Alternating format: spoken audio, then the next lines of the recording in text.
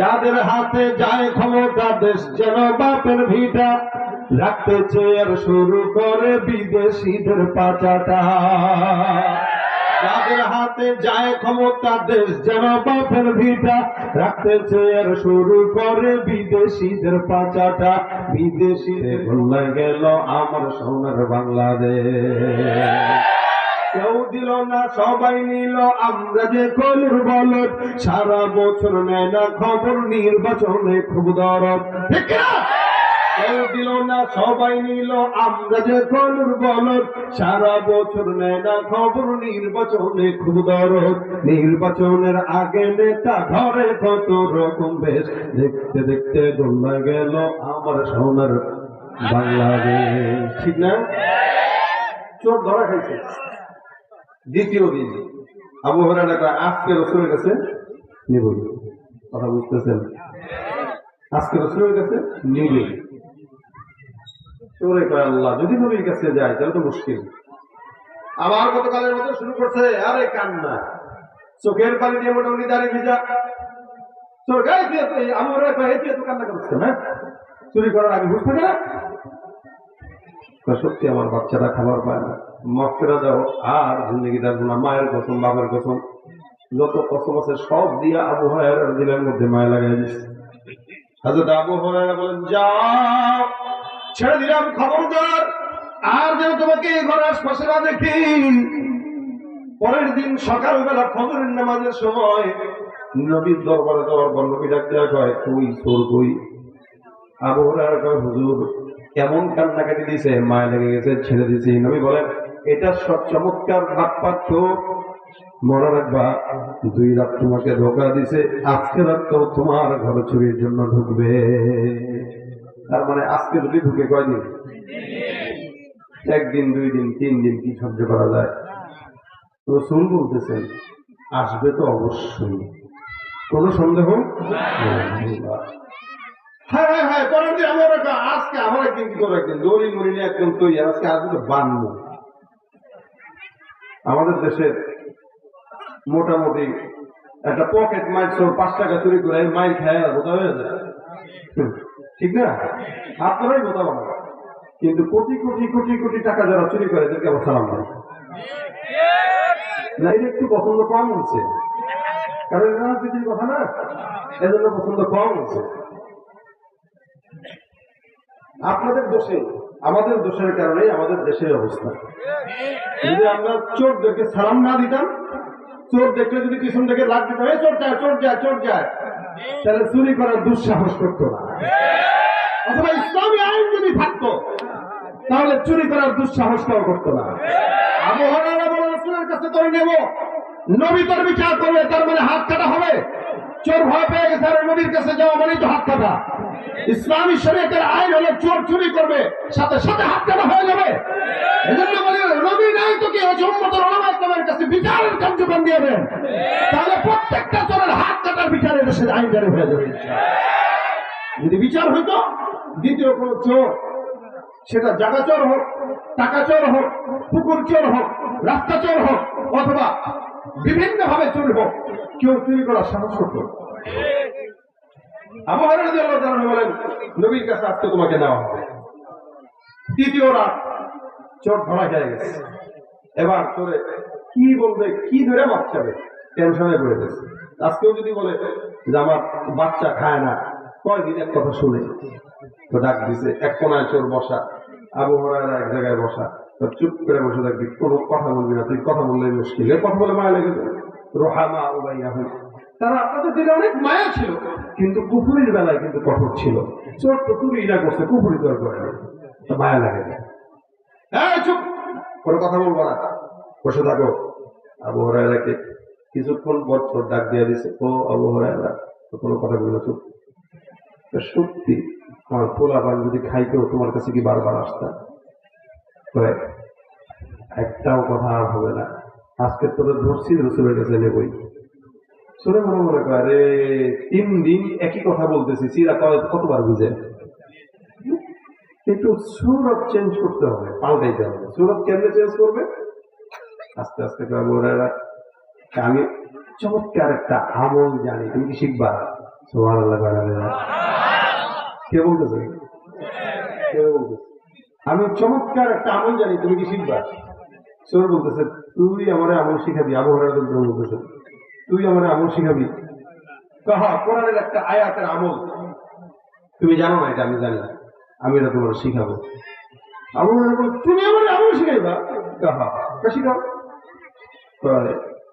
এমনে না করে খাইছে, তুই চোর হ্যাঁ আমল শিখাবে এমন না, কয় না এত চোর চোর করেন না, না একটা কথার কথা কইতেছে এত চোর করেন না, চোর হলেও ইমান ঠিক আছে।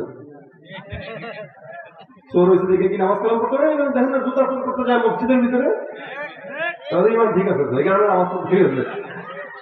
ওখানে মুসল্লিদের জুতা চুরি করলে বরকত আছে, এই কারণে চুরি করবে। এমন চিন্তা করছে আবু হুরায়রা খেজুর চুরি করলে বরকত না? আবু হুরায়রা বলে নাই কি শিখাবি বল? চোরে জানে যে আবু হুরায়রার দুর্বল জায়গাটা কোথায়, কারণ আবু হুরায়রা ইলমের প্রতি এত দুর্বল ছিল যার কারণে খেয়ে না খেলবের পিছনে ছুটতেন উনি। আর এটা তোর ভালো করে জানে, এখানে টোপটা ওখানে দিতে যে আবু হুরায়রা তোমাকে আমি এমন একটা আমল শিখাবো, তুমি শিখবা? হুরায়রা বলে বলো। এমনি না, তাহলে কেমনে? শিখাবো, শর্ত হইলে আমাকে ছেড়ে দিতে হবে। এমন জায়গায় আটকাইছে। আবু হুরায়রা কয় ঠিক আছে, কি আমলটা দিবা বলো।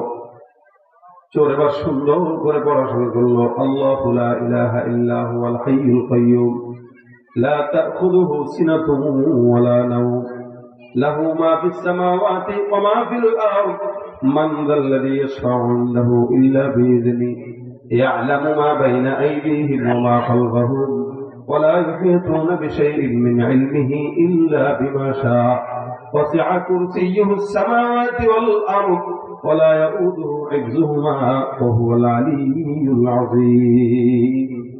এই পুরাটুক আয়াত পড়লো, তারপরে বলল আবু হুরায়রা এই আয়াতটা যদি তুমি শোয়ার সময় পড়ো রাতের বেলা, সকাল পর্যন্ত আল্লাহ তোমাকে নিজে কুদরতের ফেরেশতা পাঠায় আর জিম্মাদারির হেফাজতের জিম্মাদারি নিয়ে নিবে।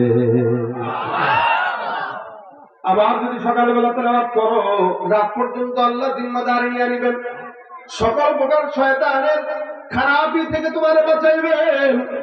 আবু হুরায়রা কইয়া মারহাবা, এমন দামি আমল তো আমি জানতাম না। আমলটা যেহেতু শিখলাম তোর মতো চোরের কাছ থেকে, তুই যদিও চোর কিন্তু শিখছি তো আমল, শর্ত ছিল তোর ছেড়ে দিব, যা ছেড়ে দিচ্ছি। রসুলের কাছে বুঝাইতে বলে না, সমস্যা নেই, বাদ দেখ, পছন্দ হয়েছে আমল, ছেড়ে দিচ্ছি।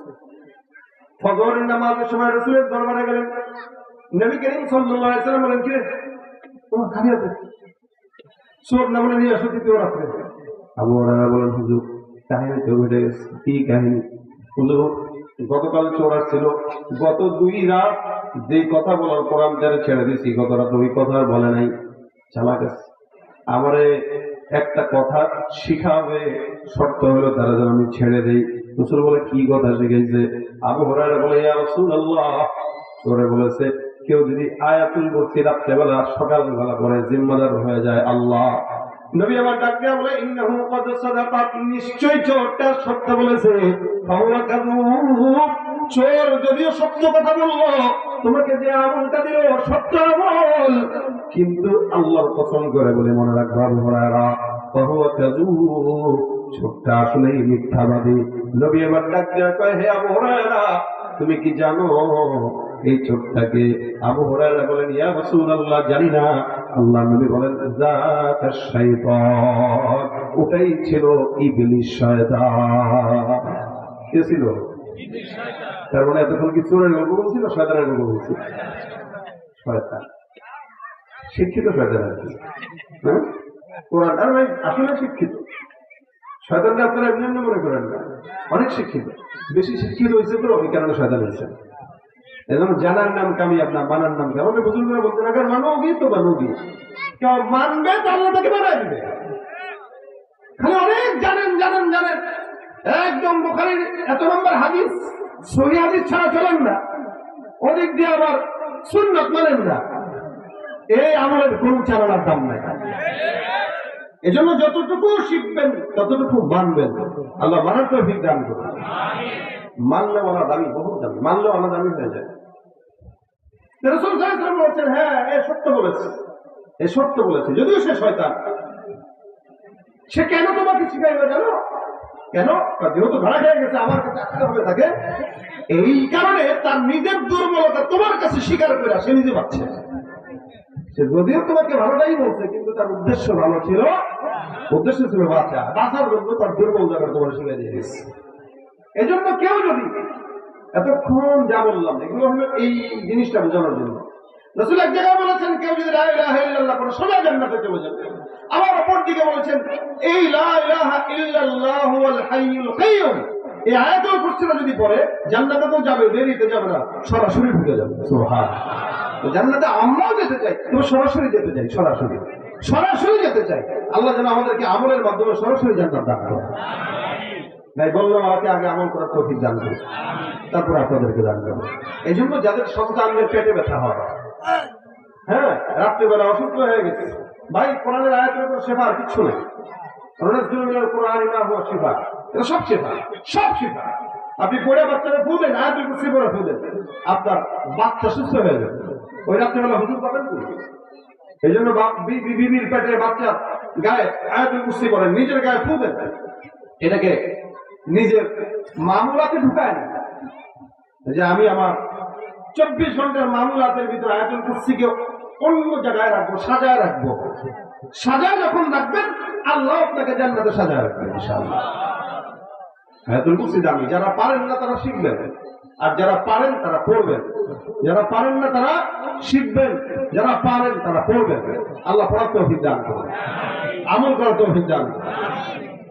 এতটুকু কথার জন্যই এতক্ষণ আলোচনা। এই আজকের প্রোগ্রামে অনেক কিছু শুনেছেন আপনারা, আর জব্বার সাহেব অনেক গুরুত্বপূর্ণ কথা বলেছেন, কিন্তু যদি জিজ্ঞাসা করি ভাই কি বলছেন, না টুকরা বলবেন, মনে রাখতে পারবেন না। কিন্তু আমি শেষ এই ফিনিশিংটা দিচ্ছি, বাসায় যে বিবির সাথে মোজাকারা করে প্রত্যেকদিন আমলে মুহাসাবা করবেন, আপনাদের আমলে মুহাসাবা করবেন যে বিবি, এই যে আমি আর তুমি প্রতিদিন নিয়ত করবো 5 ওয়াক্ত নামাজের পর আয়াতুল কুরসি নামটা করবো। যেদিন তুমি ভুলে যাবা আমি মনে করাই দেবো, আমি ভুলে গেলে তুমি মনে করাই দিবা। আমরা একজন থেকে হিসাব নেব যে করছো কিনা। স্ত্রীর সাথে স্বামীর যে সম্পর্ক, এটা হওয়া চাই আমলি সম্পর্ক। সম্পর্কটা যখন আমলি হয়, ওই সম্পর্কের ভিতরে ফাটল হয় না, ওই সম্পর্কের ভিতরে পরকীয়া ঢুকতে পারে না, ওই সম্পর্কের ভিতরে গুনাহ জড়াইতে পারে না। আমলে সম্পর্ক গড়েন বিবির সাথে, প্রতিদিন বিবির সাথে আমলে মুহাসাবা করেন, 5 ওয়াক্ত নামাজ পড়ছো কিনা, জিকির আজকার করছো কিনা, এগুলো আপনাদের প্রয়োজন, আমাদের প্রয়োজন। আমি আমার জিন্দেগিতে চেষ্টা করি আপনারাও করে দেন, বিবির সাথে আমলে মুহাসাবা করেন। ইনশাআল্লাহ আল্লাহ এই আমলে মুহাসাবার দ্বারা আমাদের ফায়দা দিবেন। আল্লাহ পাক আমাদের সকলকে কবুল করে বলেন আমিন। এই মাদ্রাসার মাহফিলে যদি আজকের এখান থেকে 10 জন যদি নিয়ত করেন, 10 জন যদি নিয়ত করেন যে আমরা ইনশাআল্লাহ আয়াতুল কুরসির আমলটা করব, এই কামিয়াব আজকের প্রোগ্রামে এতটুকুর জন্যই কামিয়াব, বাস ইনশাআল্লাহ কিছু দরকার নেই। এরপরও শেষ আরো কিছু কামিয়াবের জন্য আবার বলি আপনাদের কাছে, যেহেতু মাদ্রাসাটার কাজ ধরবে 4 বছর মাদ্রাসার বয়স, কিন্তু আলহামদুলিল্লাহ আমার